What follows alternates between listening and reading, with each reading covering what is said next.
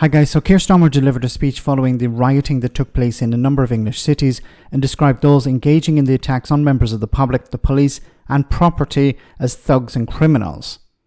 He rightly pointed out that it was organised by far-right groups and that social media allowed it to fester. Now, as Prime Minister, Starmer stood in front of two Union flags.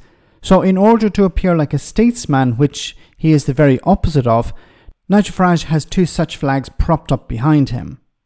Again here, Farage didn't send a message of sympathy to the families or condemn the actual rioting. What is Farage's solution?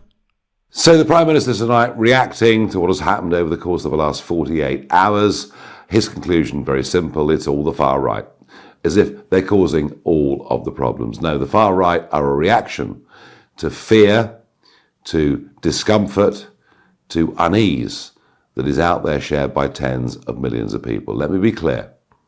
I don't support street violence. I don't support thuggery in any way at all. But I'm worried, not just about the events in Southport, but about societal decline that is happening in our country. Law and order, folks, on our streets is breaking down. This Prime Minister hasn't got an earthly clue how to deal with it. We need to start getting tough. We need to use stop and search, regardless of the colour of the skin of anyone that gets stopped. We need tougher prison sentences for anybody carrying a knife. We need folks to get real. Because I tell you what you've seen on the streets of Hartlepool, of London, of Southport is nothing to what could happen over the course of the next few weeks. Let's have proper law and order. But Mr. Starmer, just to blame a few far-right thugs to say that's the root of our problems doesn't work. Okay, then what would work? So you mentioned a number of things here, stop and search and tougher prison sentences. When it comes to stop and search, organisations dealing with young offenders say it doesn't work. And tougher prison sentences, can we see some evidence to back up the claim that that would actually reduce crime? Now there's no mention, of course, of solutions that would actually work.